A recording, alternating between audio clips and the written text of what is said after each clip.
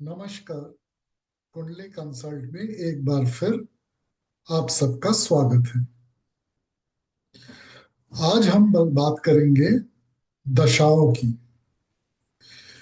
वो इसलिए क्योंकि बहुत बार जब आप ज्योतिष के पास, एस्ट्रोलॉजर के पास जाते हैं या अलग अलग यूट्यूब में देखते हैं क्लिपिंग्स, उसमें बताया जाता है कि ये दशा आपके लिए अच्छी है या बुरी है। और ज्यादातर जो विंशोत्तरी दशा फॉलो करते हैं, अब ज्योतिष के पास जाते हैं, तो वो आपको यही बताता है देख के कि आपका वो ग्रह जिसकी दशा चल रही है कहाँ पे बैठा हुआ है। और अगर वो ग्रह आपके लिए उस स्थिति में अच्छा है या बुरा है, तो वो बता देता है कि आपकी दशा ऐसी चलेगी। मगर वास्तव में ऐसा होता नहीं है। दूसरी बात, हर दशा की एक अवधि होती है। जैसे सूर्य का 7 साल, शुक्र के लिए 20 साल। अब ऐसा तो नहीं हो सकता जैसे कि शुक्र के 20 साल होते हैं कि पूरे 20 साल आपके लिए अच्छे रहें या पूरे 20 साल आपके लिए बुरे हैं। ऐसा नहीं हो सकता है। तो फिर ये प्रश्न आता है, क्वेश्चन आता है कि एक्चुअली हम क्या सरलता से देख सकते हैं कि इन जनरल कोई दशा मेरे लिए अच्छी है या बुरी है। पहला ये। दूसरा, उस दशा के अंदर भी कौन सा समय मेरे लिए अच्छा है, कौन सा समय मेरे लिए बुरा है। मैं बहुत ब्रीफली आज उसको समझाने की कोशिश करूंगा। हो सकता है वीडियो थोड़ा लंबा हो, मगर अगर आप अंत तक देखेंगे तो बहुत सारी मिथ, बहुत सारे जो दिमाग में अलग अलग गलत चीजें हैं, या नॉर्मली ज्योतिष जो आपको बताता है उससे रिजल्ट्स अलग क्यों आते हैं, आप शायद इसको समझ पाएंगे। और खुद ही अगर आपके पास अपना हॉरोस्कोप कुंडली है, तो शायद आप खुद भी ये फिर निकाल सकते हैं कि ये वाली दशा जो आपकी चल रही है, ये अच्छी है या बुरी है। सबसे पहले मैं आता हूं, जो पहला रूल है कि जो ग्रह, जिस ग्रह की दशा है, विंशोत्तरी की बात कर रहा हूं मैं, जिस ग्रह ग्रह की दशा है उसका मेन एजेंडा क्या है। और वो डिपेंड करता है कि वो ग्रह आपके किस भाव में बैठा है। तो अगर फॉर एग्जाम्पल आपकी मंगल की दशा चल रही है और मंगल आपके 11वें घर में है, 11वां घर आपका इनकम है, आपके बड़े भाई बहन हैं और आपके नॉर्मल गेन्स हैं, तो ये समझ लीजिए मंगल के 9 साल, 9 साल की दशा होती है। मंगल के 9 साल का मेन एजेंडा जो होगा वो इन्हीं 3 4 चीजों के होगा। आपको इनकम लेके, अगर आपके बड़े भाई बहन हैं उनको लेके, और आपके गेंस, एजेंडा यही है।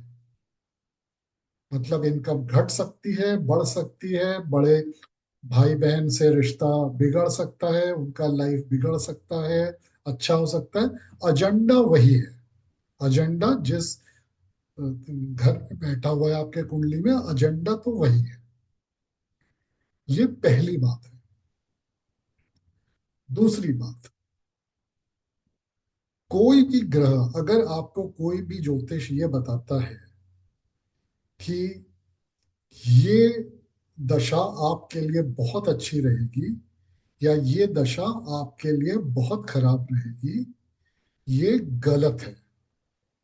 इसको आप अच्छी तरह से समझ लीजिए। हर ग्रह का पॉजिटिव एस्पेक्ट भी है, नेगेटिव एस्पेक्ट भी है। हाँ, अगर वो ग्रह आपकी कुंडली में अच्छी जगह बैठा हुआ है उस पे कोई नेगेटिव इम्पैक्ट एस्पेक्ट नहीं है, नेगेटिव दृष्टि नहीं है, फिर आपको जनरल फील होगा, आपको लगेगा कि ये दशा आपके लिए अच्छी है, मगर इन रियलिटी वो ऐसा नहीं होता है। पॉजिटिव नेगेटिव आपको दोनों मिलते हैं। वो फीलिंग जो है वो ग्रह की किस पोजीशन में है उससे आती है। और इसके लिए कि वो कि कौन से उसमें आपको अच्छा देगा, कौन से में बुरा देगा, इसके लिए थोड़ी देर के लिए भूल जाइए कि वो ग्रह कहाँ बैठा हुआ है। ठीक है। और मैं आपको इन जनरल दिखाता हूं कि बिना ग्रह के प्लेसमेंट जाने भी आप कैसे जज कर सकते हैं कि लाइफ के किस एरिया में वो अच्छा होगा, किस एरिया में उसकी दशा बुरी होगी। हर ग्रह के दो घर होते हैं जो उनका अपना होता है। जैसे मरकरी के लिए, बुध के लिए जेमिनाई और वर्गो। तो अपनी दशा में वो दोनों, इन दोनों राशियों का जहां पर भी आपके कुंडली में बैठा है वो आपको उसका फल देगा। तो ये समझ लीजिए। अब उसमें जेमिनी जो है वो पॉजिटिव साइन है और वर्गो जो है वो नेगेटिव साइन। तो जहां जेमिनी बैठेगा वहां पे वो आपको पॉजिटिव रिजल्ट देगा, जहां वर्गो बैठेगा वहां पे आपको नेगेटिव रिजल्ट मिलेगा। अगर मरकरी अच्छा है तो आपको शायद जेमिनी की फीलिंग ज्यादा आएगी, वर्गो की फीलिंग नहीं आएगी, मगर रिजल्ट तो वो दोनों के देगा और शायद वो आपको बहुत बाद में समझ में आएगा। अब आप बोलेंगे कि जैसे राहु हुआ, केतु हुआ, चंद्र हुआ, सूर्य हुआ, इनको तो एक ही राशि मिली हुई है, पर ऐसा नहीं है। राहु की दशा में आपको केतु का भी फल मिलेगा और सूर्य की दशा में आपको चंद्र का भी फल मिलेगा, या चंद्र की दशा में आपको सूर्य का भी फल मिलेगा। इसीलिए कोई भी दशा, किसी भी ग्रह की दशा आपको दो राशियों का फल देगा। अब इसको समझे कैसे कि किस राशि का मुझे पॉजिटिव मिलेगा, किस राशि का नेगेटिव मिलेगा। इसके लिए एक सिंपल सी कैलकुलेशन कर लीजिए। जो नॉर्मल जोडियाक है या जिसको काल पुरुष कुंडली कहते हैं वो एरीज या मेष राशि से शुरू होती है और मीन या पाइसेस में एंड होती है। तो आप क्रमबद्ध एरीज से पाइसेस को 1 2 3 4 5 6 करके नंबर कर लीजिए, यानी Aries number 1, Pisces number 12, taurus number 2, Scorpio number 8। ये आपका क्रमबद्ध नॉर्मल जोडियाक में आएगा। अब जितने भी odd sign, odd number signs हैं वो इन जनरल अच्छा रिजल्ट देते हैं और जितने भी इवन नंबर साइंस हैं वो इन जनरल बुरा फल देते हैं। तो अब जिस ग्रह की भी आपकी दशा हो उसके दो राशि उठा लीजिए और वो जहां जहां बैठते हैं नंबर 1 से नंबर 12 में, घरों के हिसाब से आपकी कुंडली में, आपको समझ लीजिए वहां पे अच्छा फल मिलेगा और जो इवन साइन है वहां पे, इवन नंबर हाउस है वहां पे बुरा फल मिलेगा। अब मैं आपको दो एग्जाम्पल देके समझाता हूँ। ये समझिए कि आपका कर्क लगन है यानी कैंसर साइन है और चंद्र की दशा चल रही है यानी लग्न की दशा चल रही है। तो अगर चंद्र की दशा चल रही है तो जैसे मैंने बोला चंद्र में सूर्य का भी फल मिलेगा, चंद्र का फल तो मिलेगा ही। अब देखिए सूर्य जो है वो लियो साइन का ओनर है और जोडियाक पे नंबर 5 है, यानी कि जहां भी लियो बैठेगा वहां पे आपको अच्छा फल मिलेगा। और जहां भी चंद्र की अपनी राशि, क्योंकि कर्क है, जहां भी कर्क होगा हॉरोस्कोप में वहां आपको बुरा फल मिलेगा। तो चंद्र लग्न के लिए चंद्र की राशि में कर्क लगन नंबर 1 पे आता है, यानी आपके व्यक्तित्व, आपके हेल्थ, आपके बॉडी पे आता है। और जैसा मैंने कहा, नॉर्मल जोडियाक में कैंसर नंबर 4 पे आता है, यानी इवन साइन, या वो अच्छा नहीं है। तो कर्क लग्न के वालों में चंद्र की दशा में आपका हेल्थ अच्छा नहीं रहेगा। जैसे जैसे चंद्र की दशा बढ़ती रहेगी, आपका हेल्थ वो डिटियोरेट करता रहेगा या उसकी परेशानी आती रहेगी।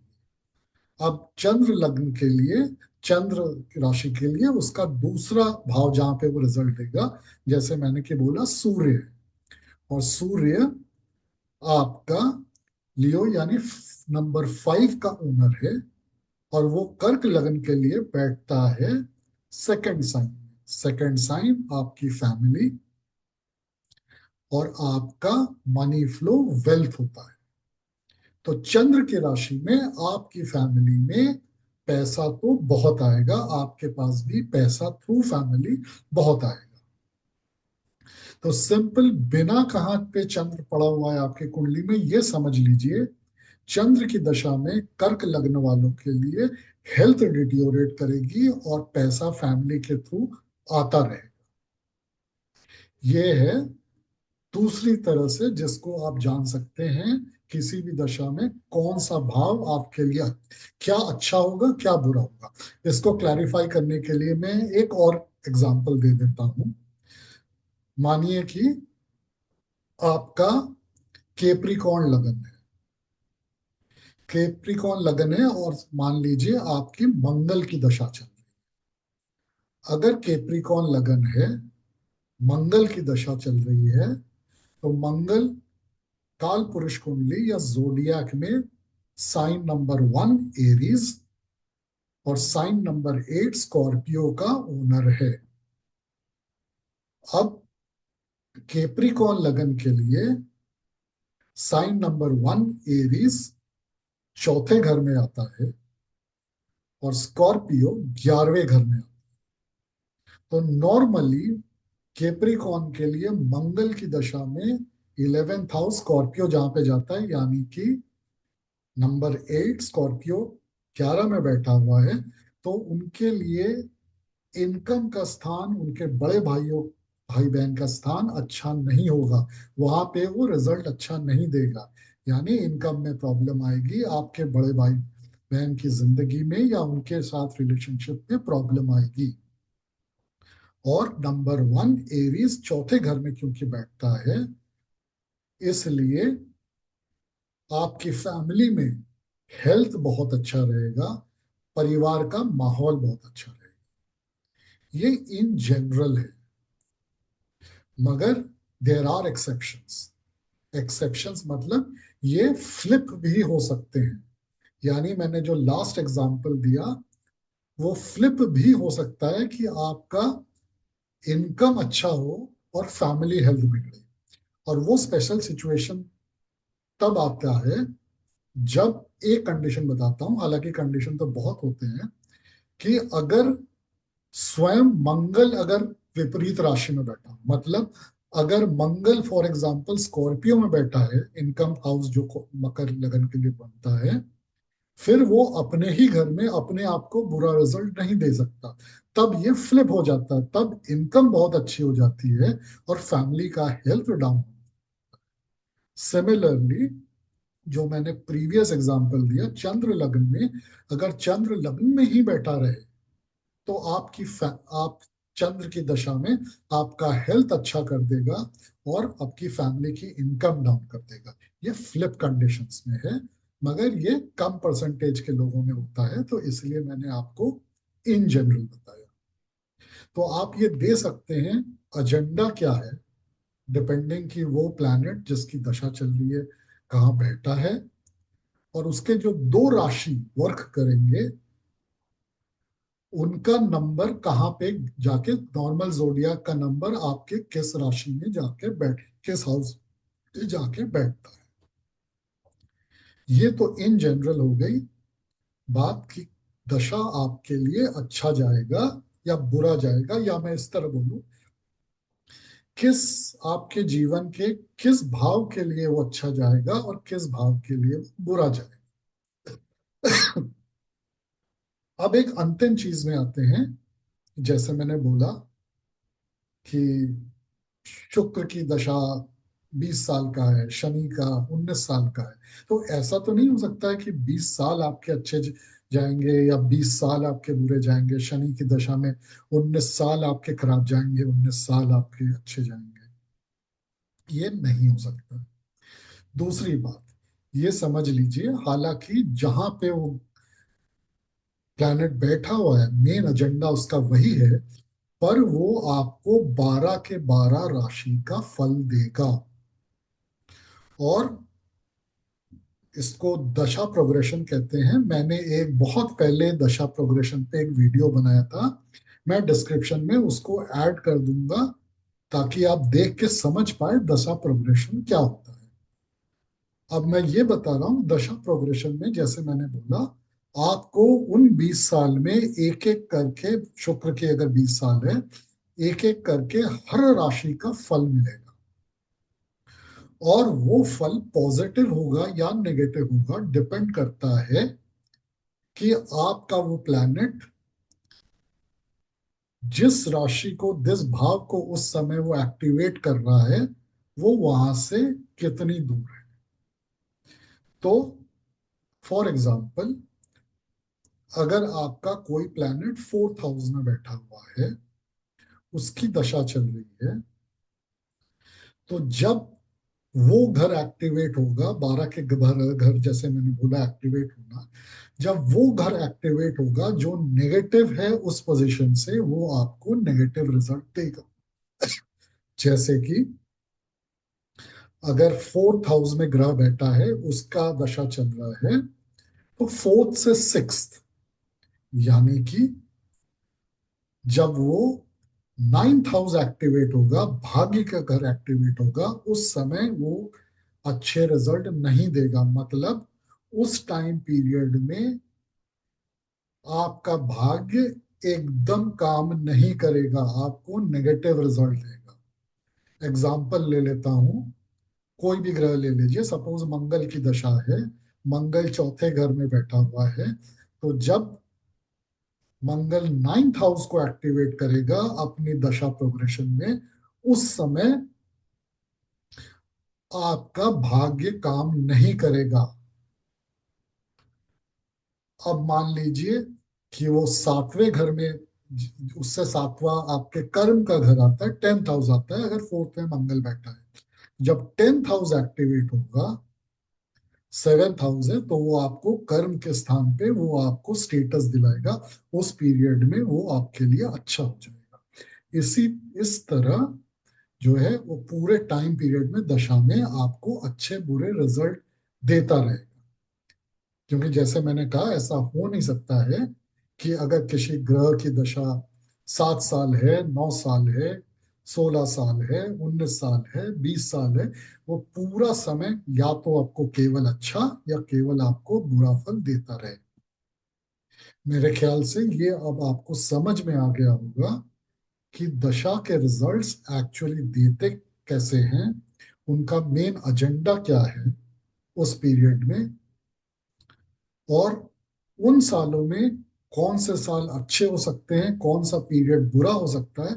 और मेन चीज, हर दशा में आपको अच्छे बुरे और बुरे फल दोनों एक साथ मिलेंगे। और कौन से ग्रह जगह पे अच्छा फल मिलेगा जीवन में, कौन से जगह में बुरा फल मिलेगा, ये आप देख के समझ सकते हैं। अगर आपने मेरे YouTube चैनल को सब्सक्राइब नहीं किया है तो इसको जरूर सब्सक्राइब करें, ताकि आपको वीडियोस आते रहें। और मेरा ट्विटर चैनल इसी नाम से, कुंडली कंसल्ट से, जरूर फॉलो करें, क्योंकि वहां पे मैं रेगुलर एस्ट्रोलॉजिकल अपडेट्स देता रहता हूँ। ऑलमोस्ट हर हफ्ते में कुछ ना कुछ डालता रहता हूँ।